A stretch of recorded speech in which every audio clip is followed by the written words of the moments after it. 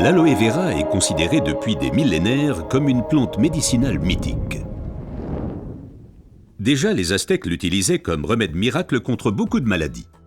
Dans la médecine populaire, elle est connue pour ses propriétés désintoxicantes, purifiantes, dégraissantes et désacidifiantes. Aujourd'hui, on sait également qu'elle exerce une influence positive à la fois sur le taux de sucre et le taux de graisse dans le sang, par exemple le cholestérol. Mais il faut préciser qu'il existe différentes sortes d'aloe vera. La véritable aloe vera, l'aloe barbadensis, est un lys du désert et est cultivée dans les régions sèches, notamment en Amérique centrale et en Amérique du Sud.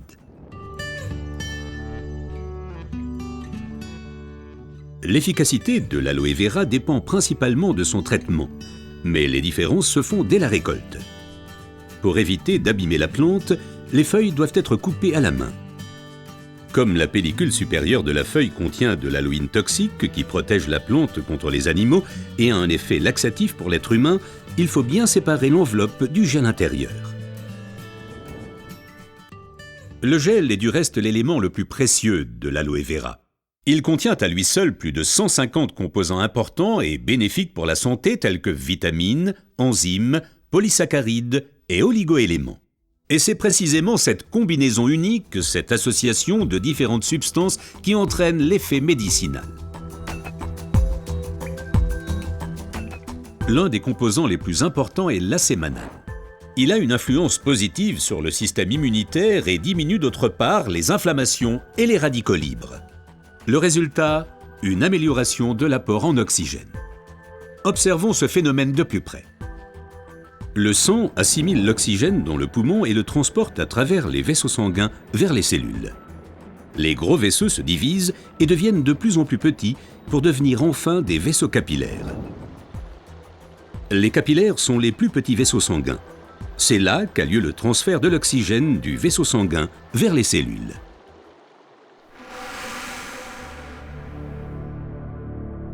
Une alimentation malsaine, la pollution de l'environnement, le stress et des exigences élevées affaiblissent notre système immunitaire. Les radicaux libres ont le jeu plus facile et ils peuvent entraîner des micro-inflammations dans l'organisme.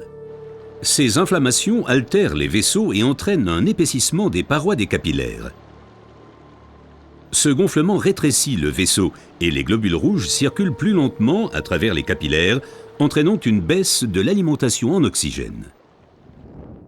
Et c'est là que l'aloe vera intervient. Elle réduit le gonflement des parois des capillaires.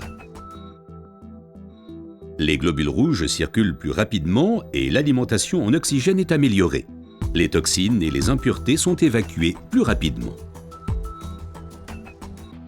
De récentes études indiquent que d'autres substances naturelles peuvent encore améliorer l'effet de l'aloe vera.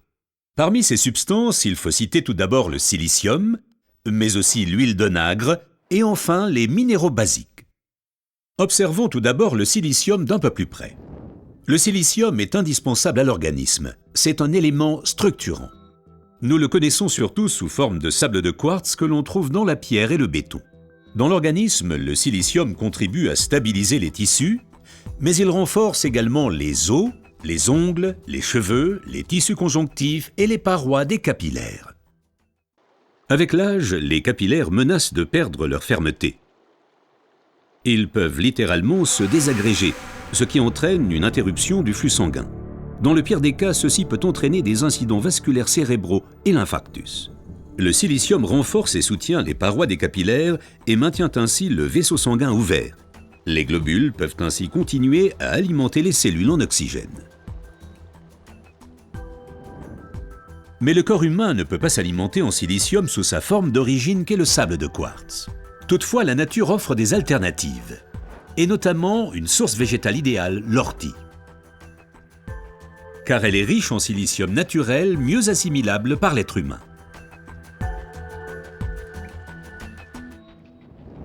Une oxygénation optimale ne dépend pas uniquement des capillaires, mais aussi et surtout de l'état du sang. Le sang ne peut bien circuler dans les vaisseaux capillaires que s'il est suffisamment fluide. Certaines substances peuvent améliorer la fluidité du sang, l'huile d'onagre avec ses acides gras insaturés et naturellement les minéraux basiques. Les acides gras insaturés sont des fluidifiants du sang. Ils empêchent les globules de s'agglutiner et donc un épaississement du sang. Les minéraux basiques soutiennent l'élasticité des globules rouges et facilitent ainsi leur passage à travers les capillaires. Ces deux éléments améliorent la fluidité du sang et garantissent ainsi son alimentation optimale en oxygène. Permettez-moi de récapituler. Une oxygénation satisfaisante de nos cellules est une condition importante de notre santé et permet également de prévenir les maladies graves.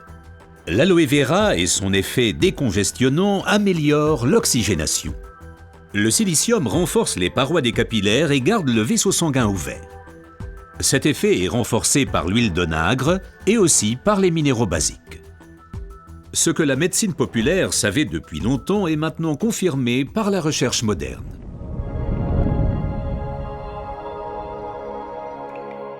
L'aloe vera améliore l'apport en oxygène et donc votre santé. Car l'oxygène signifie la vie. Faites confiance à l'aloe vera.